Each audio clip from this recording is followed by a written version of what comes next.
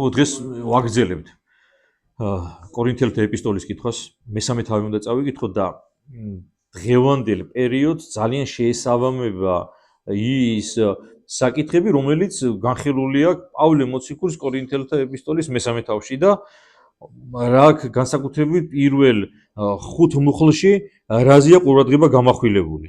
თავიდან რომ ეკლესიის მტრები მაშინაც და ახლაც ცდილობენ ეკლესიის წევრთა შორის ჩამოაგდონ გაურკვევლა. თუ გახსოვთ ჩვენ წინა საუბარზე ვისაუბრეთ, რომ ეკლესიაში პირველ ქრისტიანულ თემში, რომელიც ჩამოყალიბებული იყო კორინთიაში, იყო დაყოფილი ჯგუფებად. მე პავლესი, მე კეფასი, მე აპოლოსი, ხო გახსოვთ, ხო? და ამ ეგრეთ წოდებულ პარტიებს შორის შუღლის ჩამოგდება უნდა და მესამე თავშიდაც ამაზეა საუბარი. ანუ ეკლესიის მტრების ტაქტიკა არ იცვლება. დღესაც ცდილობენ რომ ეკლესიაში სვეტი შემოიტანონ. ხო ვიხედავთ და პატრიარქის არჩევნებია და ცდილობენ ვითომ ეკლესიის მოყვარეები. ამ დროს ეკლესიის მტრები ერთმანეთს დააპირისპირონ მღვდელმთავრები.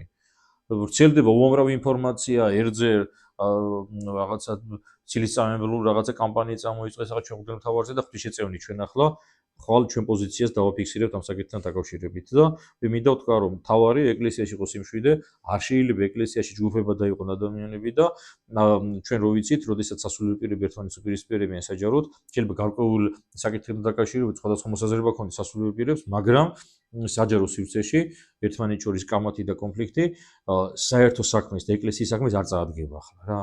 და მე მინდა რომ ყველაფერი მშვიდად იყოს ახლა. სამწუხაროდ ეკლესიის მტრები ამას ცდილობენ.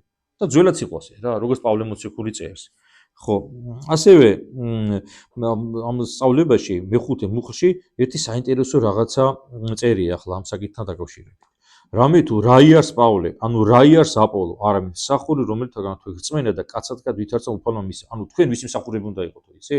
ღმერთის მსახურები უნდა იყოთ რა. ჩვენ არ უნდა ვიყოთ რაღაცა პარტიებად, ჯგუფებად დაყოფილი. შესაძლებელია ეკლესიაში ვიღაცასთან აგერ უფრო მეტად ახლოს იყო, ხო? და მეგობრობდე.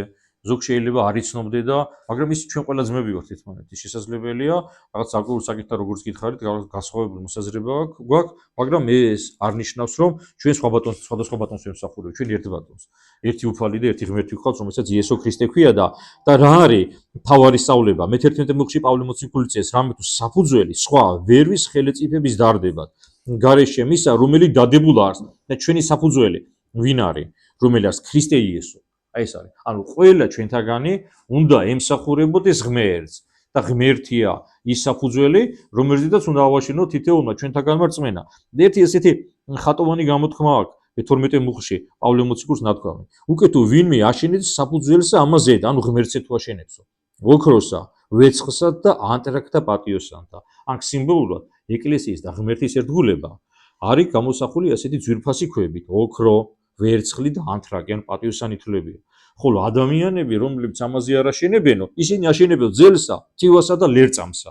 ანუ ადამიანები, რომლებიც როგორც კაცების ებრძნობენ და ადამიანები, რომლებიც სასწაულებას ღმერთზე კი არა, საკუთარ განათლებაზე, რაღაც პრივილეგიებზე და ფულზე და ასე შემდეგ ამყარებენ, ისინი აშენებენ თივაზე და ხეზე და ასეთ სწავლებას ღმერთის სწავლება კი არა, კაცთა სწავლება ქვია, ხო?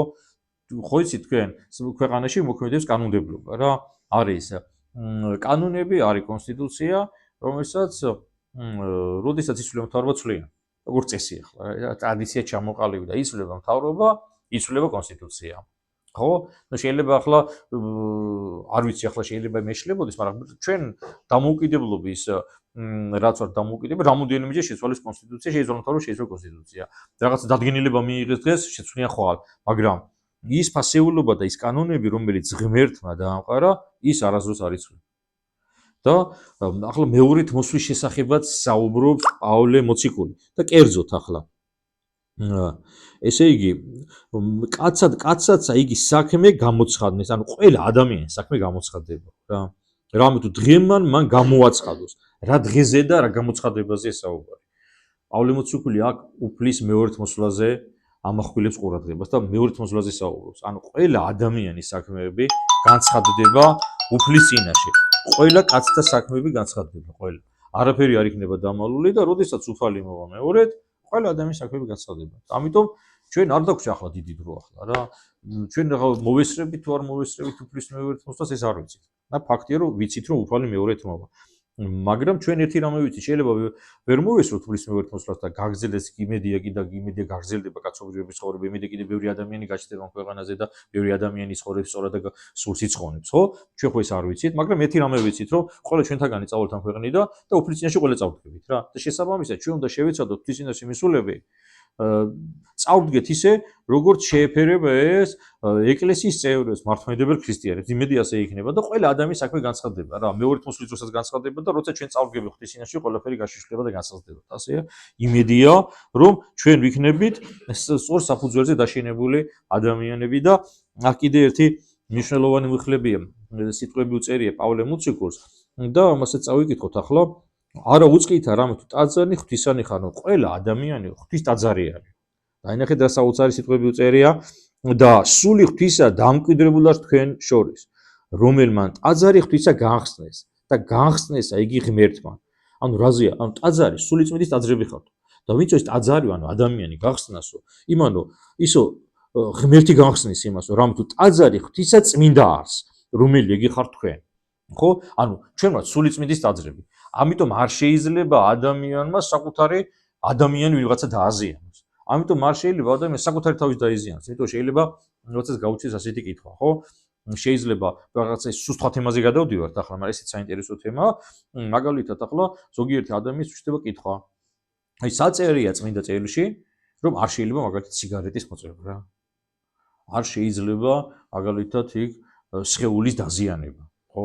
სხეულს ხო იზიანებენ ადამიანები, მაგალითად როდესაც ადამიანი იკეთებს რაღაცა პირსინგს ეგრეთ წოდებულს, იკეთებს ტატუს თუ რაღაცა, ეს ხო სხეულის დაზიანება არის. ფაქტიურად კორექცია მისი, ხო?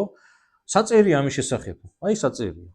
თქვენო სულიწმიდის ტაძრები ხართ რა და სულიწმიდსაც თუ დააზიანებთო, თქვენцо მე ღმერთი დაგჭით ამის გამო და ღვთის წინაშე პასუხი მოგეთხოვებათო რა. გამიგეთ?